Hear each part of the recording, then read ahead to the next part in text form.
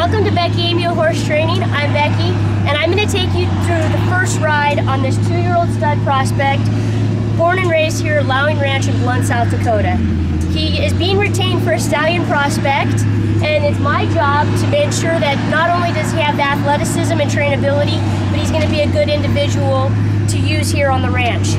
So I'm going to go ahead and insert some pictures here. This is his sire Bonnie Blues, and he is the senior stallion here at Lauing Ranch.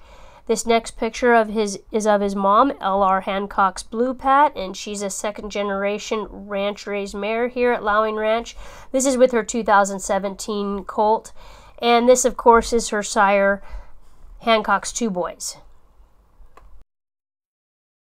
Of course, this colt has already gone through a rigorous groundwork program. I encourage everybody to have a solid groundwork protocol when getting on a horse for a first time, let alone a first ride colt. The system that I'm using is a system I've curated myself over the last 20 years, working with multiple horse trainers among multiple disciplines. I've tried lots of different styles of starting colts, and this is what I've adapted to work for me. And I encourage everybody to do what works for them, because what works for me is going to be very different than what works for a 6'4", 270-pound man. And if you can take something from my groundwork or from my first ride through my 20th ride, please do so if it can keep you safe down the road riding your colts. If you like these kind of videos, don't hesitate to hit the subscribe button, click the thumbs up sign. If you don't have any thumbs, like it anyway. I am going to go ahead and get started now, and this is a real working ranch. We have hay grinding going on in the background, so I'm going to mute most of this video and talk over and let you know what I'm doing as I'm doing it. So we raise cattle, horses, and sheep here at this ranch, and we have hay grinding going on, so it is what it is. And these horses have to be used to all aspects of ranch life. My intention that this is a great experience for this little stud colt, and that it's a safe ride for both of us, and at the end we've both learned something and accomplished something today.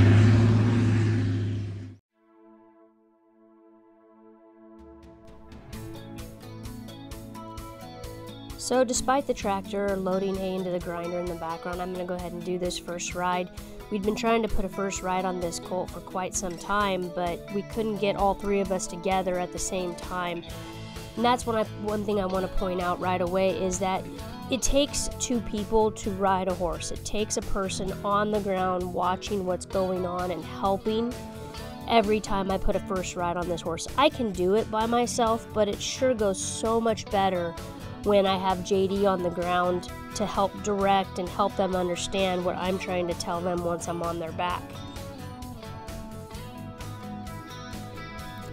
So what I start by doing is going back and forth, practicing getting up on him. First stepping in the stirrup, laying over.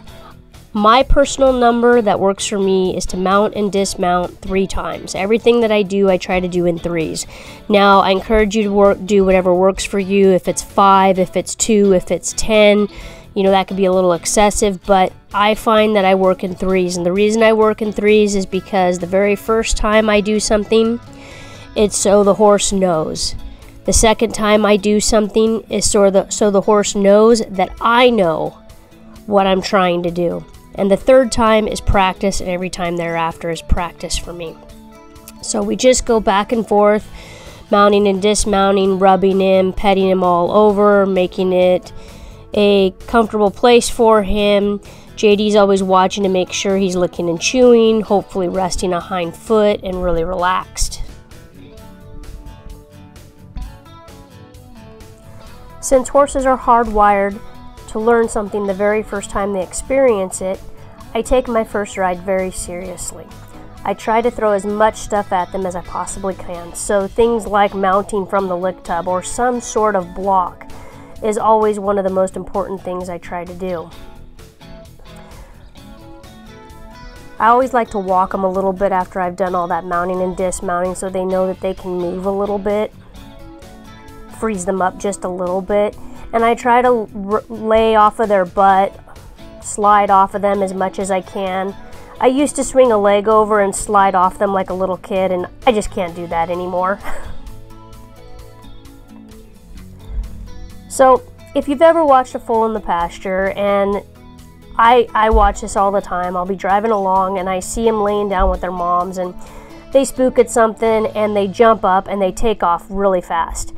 And you know, it's extremely humbling to realize that they are that quick. They are just that fast. And under no stretch of the imagination will I ever be that quick. Have I ever been that quick?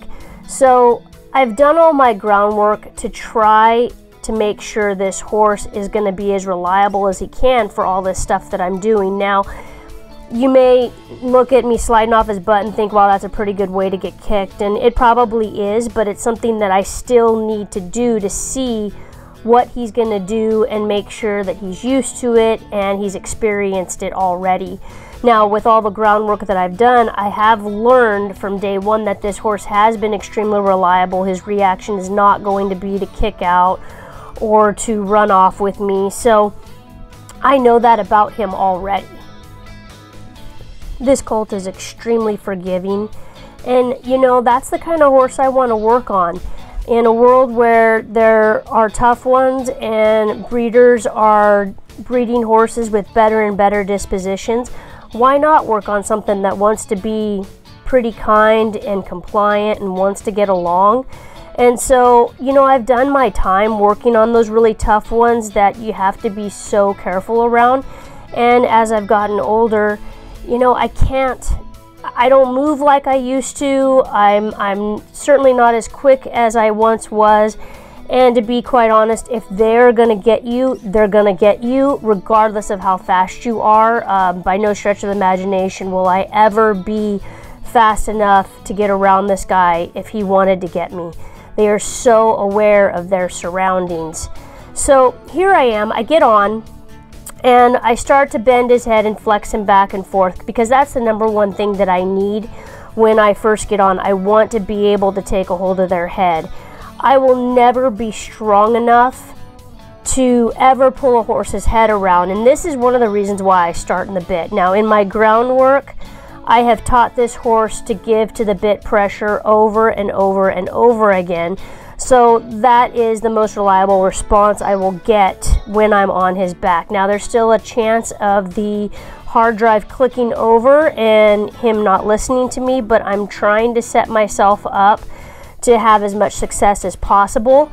And this is when it's really important for my person on the ground. You can see JD changing his position to help send him. He's also changing his position to help move his shoulders for me as I bend him back and forth. And this is how we just kind of get them going together. If I were by myself, I usually get them going by doing turns on the forehand and kicking the hip around as much as I can. But if I have JD in there with me, I have him to help me get him around. And this colt keeps on wanting to face up to JD, and that's okay. If he finds comfort in JD, I am perfectly fine with that. So this is where I really like starting colts in a bit, because I can ride and guide them from the very beginning. If you're in a halter, you can't do this. You can't control their movements as much and help direct them as much as you can. I like to get them over to the rail, and so they can start balancing off that rail, because he's spent quite a little time in this round pen, obviously, so he's familiar with that rail and using it as a balance point. Now, I have to be in really good communication with my person on the ground, because the very first maneuver I do with them is to bend them around, and this is the emergency stop. This is the one rein stop, although I put a cue with it, and I rub their neck, reach down my rein, take their head around, bend them, and they need to come to a stop. I pet and rub all over them. You know, I remember when I used to be afraid to reach around and pet a horse on the butt. I remember when I used to be afraid to pet a horse on the head for fear of it reacting, because it wasn't okay with me touching it all over. So now I make a point to make sure all of that is okay before I even get on for the first ride, and when I do make the first ride. Now, every time I do this emergency stop, I change direction with him. Now, I've changed direction with him twice. And this is where it's also important that your person on the ground is helping you change directions with this horse and helping cue him, because if he is not in the correct position when I bend this horse around, the horse isn't going to understand which direction to go next. So your guy on the ground is really important here.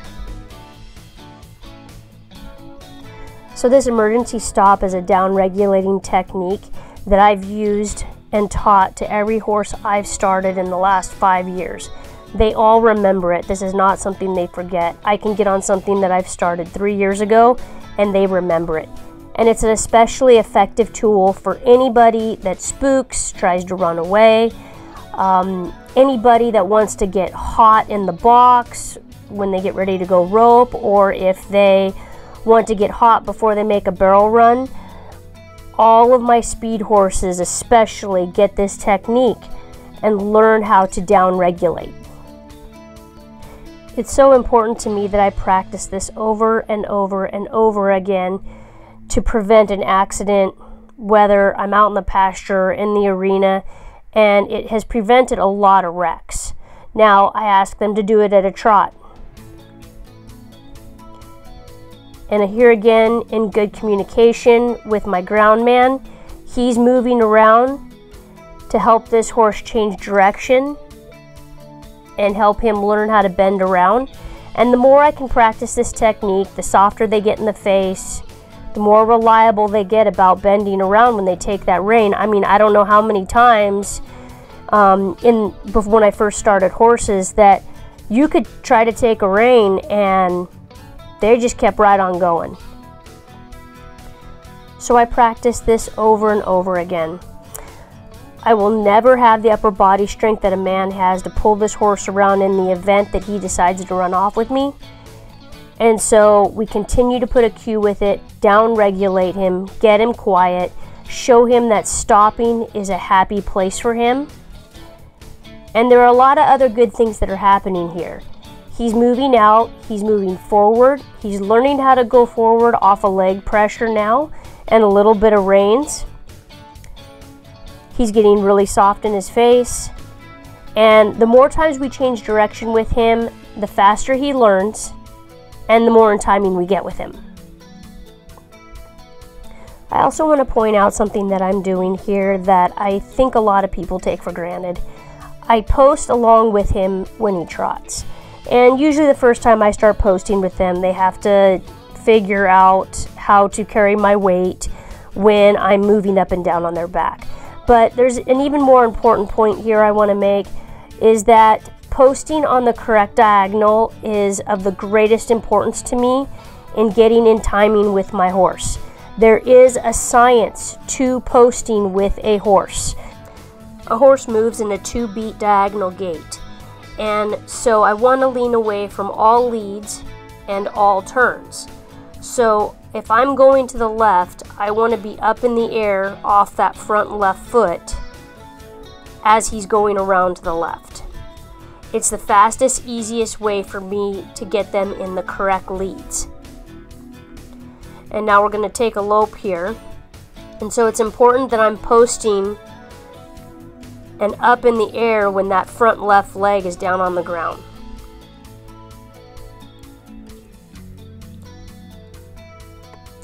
The lope being a 3-beat gait, there's a point there where that front foot is the only thing making contact with the ground. And if all of our weight is leaned over the inside, then we're just causing that much force on that front leg, and it's harder for that horse to balance us.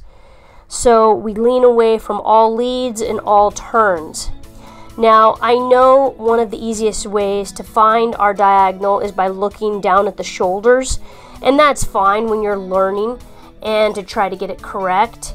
But once you've figured it out, you want to try not to look down, because that's going to take your posture and lean you forward and down up over their shoulders. So I think this is one of the fastest, easiest ways that I get in timing with these horses, and I think it's one of the reasons why I have so much success early on and I look so smooth on them is because I get the correct diagonal to begin with. So we continue to practice our emergency stops. We're getting this colt to move out and go forward. And he's picking up correct leads going both directions, and then he's practicing that emergency stop.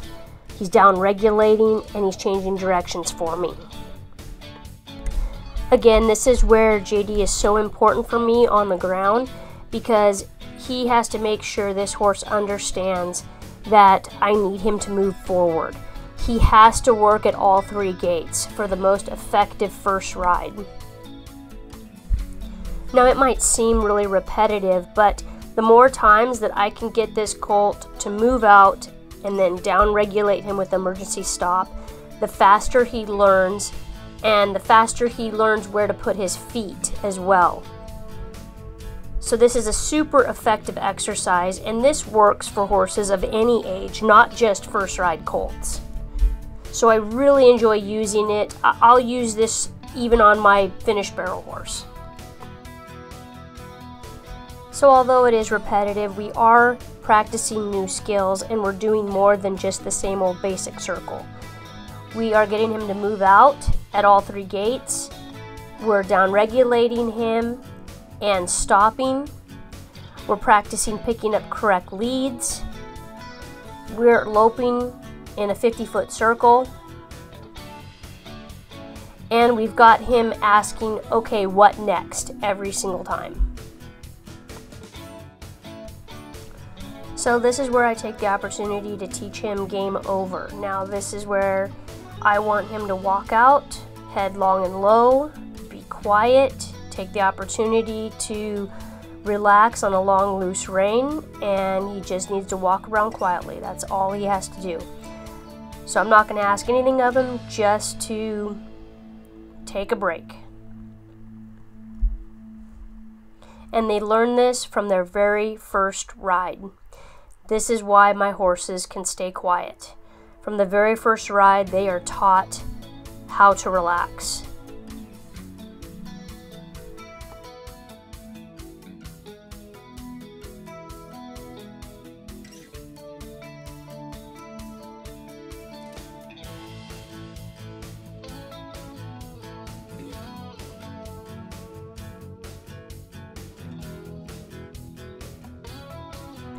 So the next thing I teach on my first rides is a turn on the forehand, and all I'm going to do is pick up on, in this case, my right rein, and take my right leg back towards his flank and push that hip around.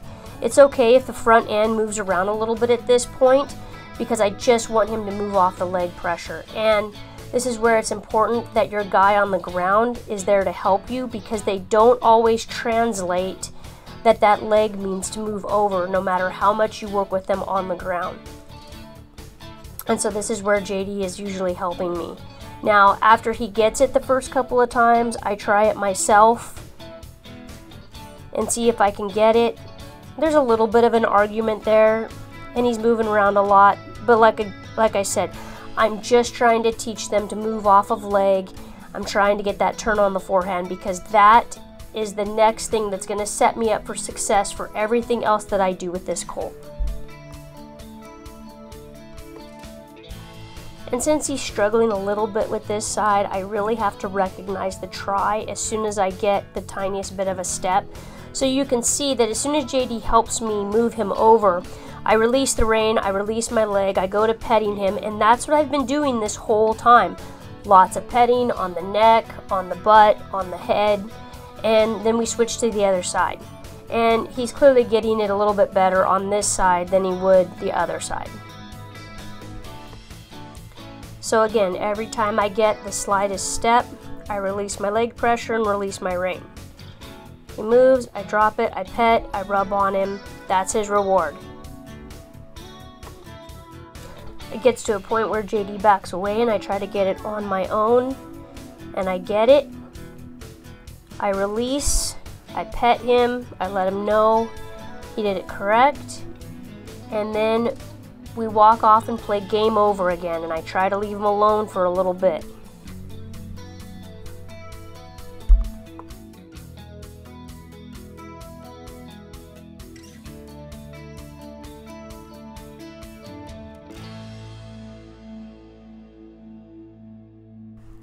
Now I always back up on my first ride. Just another reason I prefer to use a bit in my first ride. I want them to learn that pressure in their mouth from the very beginning. And we get some gapping, and that's okay. It's going to happen at this point. He's been backed on the ground, but translating that to me on his back always is a learning curve for them. And what I'm looking for is the slightest bit of attempt to go backwards. They can lean backwards, and that's good enough for me. And JD's always there on the ground just in case to help them understand what I'm trying to ask for them.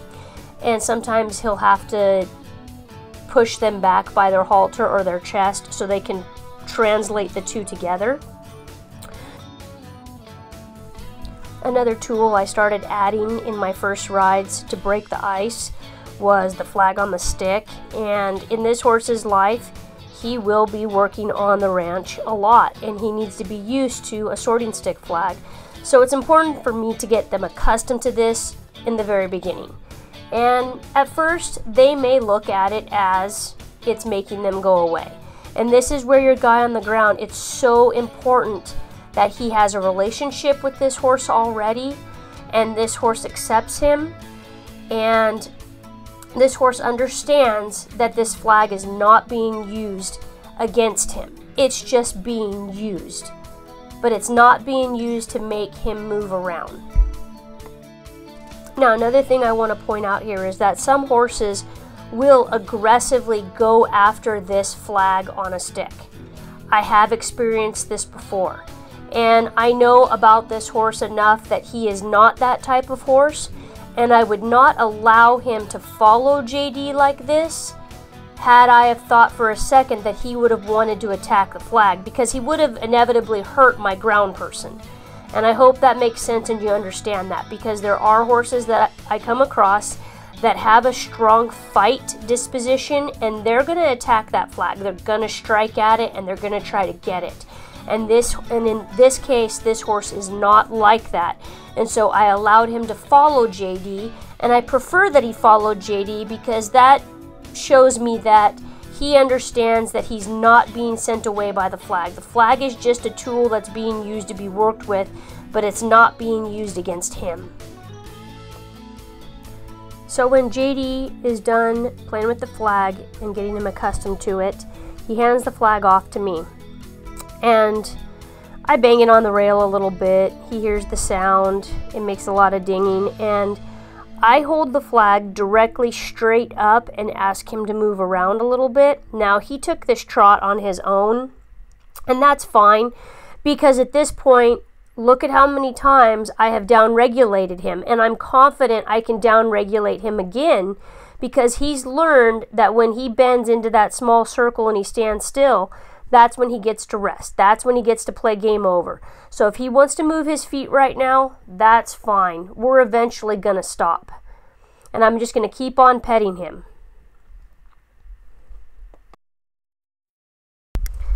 I've had a lot of experiences where a horse will spook, and then what happens after the spook is usually pretty counterfeit. So when I'm first teaching something new, like a flag or a rope or something like that, I generally like them to stand completely still. So once he's standing still and I've played with it a little bit, I'm going to quit right here, because I want him to understand that when he stands still, I stop using that tool that he was scared of in the first place. So this is what used to be one of the scarier parts for me when starting colts, was introducing them to a rope. And I have never claimed to be a roper. I've never said I could rope, but I do have to get colts accustomed to having a rope being handled on them and having a rope dropped off of them. And too many colts have done some pretty counterfeit stuff with me when they've had the rope dropped off them the first time, or when they've been dragging something or swinging it off of them. And so it's always been a precarious thing for me to work on. And I find that by getting it done in the first ride really helps break the ice for me and for the horse. And so I've started including it in all my first rides. And it's a lot of help to me to have JD on the ground, showing this colt with the rope swinging all around him while I'm on his back. This colt is going to go through the rest of his life in experiences where folks are going to be swinging ropes all around him, and he needs to understand that it's not about him, it's about the rope, and it's about whatever they're roping. And so although I introduced him to the rope on the ground during his groundwork, this is still a first time for him. So again, this horse has a great relationship with JD. He doesn't want to be in his space, but he does want to be near him. He wants to be pet by him. So he's following him around a little bit with the rope, and I'm okay with that. The other thing I like about having a ground person like JD is all the petting that he's doing on this horse. We can see that this horse doesn't have any holes. Like you see him rub his face, rub around his ears. This horse isn't flinching at any of the things that JD's doing by petting him. And I really like that about him. So JD hands the rope off to me, and remember when I said I was not a roper? Here I am throwing my rope and dropping all my coils on the ground. But every experience is a good experience, and it gives an opportunity for JD to hand the rope back up to me again. And we play a little bit over his head. This is also super good for this colt to deal with this. Again, it shows he doesn't have any holes. There's no flinching around his face or his head because we're touching him or he sees a rope coming at him. You can tell how this colt's been handled his whole life. He's never had anything thrown at him or swung at him, and we've never had a reason to.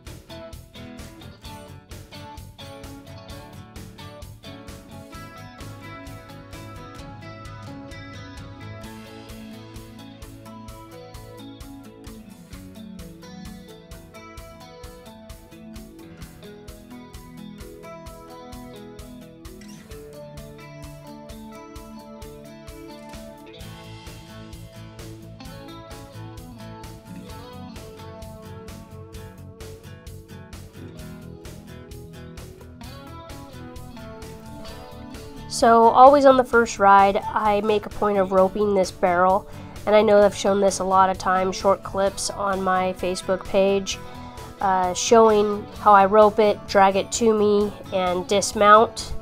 I want these horses to be really comfortable walking up to something for me to get on and off of. I never know what kind of rider is going to be riding the horses next. I want them to be able to accommodate any rider with any sort of disability or ability. So the next cue that I teach is to step down rapidly in my stirrups a few times.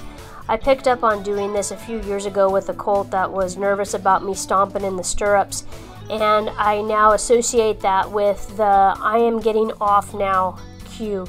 So I'll stomp down a couple of times in my stirrups, and that horse will understand that, okay, I need to set up and balance myself for her to dismount. And in the event something wants to be a little round-backed or wants to get a little fresh with me, I have been able to talk them out of it and give me a chance to get off of them if I stomp my feet down in those stirrups first, because they set up and they wait for me to get off. And I started using that a while ago. Also, when I had a horse that did not let me get off in time, and he ended up lighting me up and shooting me up in the air, and I landed on both my hands and broke both my arms at the same time. So I started putting a cue with it so that they know that I am dismounting right now and they give me a chance to get off. Now again, if you have a counterfeit one, they're not going to give you a chance, but sometimes if you can set yourself up for a chance, that's all it takes to get the heck off of them. Now, when I first dismount, I'll pull all their tack on this first ride and let them know that they're done and give them an opportunity to relax a little bit and spend a little bit of time in the round pen on their own. And what I really like best about this colt here is there's no hard feelings with him. I remove all of his gear and he follows me back over to the rail so I can talk to you guys one last time before we call it a day. So to summarize everything I just did with this horse, we now have a horse that has walked, trotted, and loped with a rider on his back. He's picked up correct leads. He's been able to emergency stop from all 3 speeds. He's found his comfort zone there. We've played with a flag off of him. We've thrown a rope off of him. We've done turns on the forehand. We've backed him up a few steps. We've given him a cue to step off of him, and that's extremely important. We've touched him all over, and he knows he got a first ride today. And I pull off all of his gear and let him kind of have some time to himself in the round pen, and then he's going to get put away and maybe a little snack for the afternoon. Stay tuned. I'm going to take you through the next 20 rides on this horse from beginning to end, and if you've stayed this long, I appreciate you watching. Don't forget to subscribe to my channel and like this video, and you can still follow me on Instagram on Becky Amio Horse Training. You can check out my website, beckyamiohorsetraining.com, and here on YouTube. Thanks a lot. Don't forget to like our page.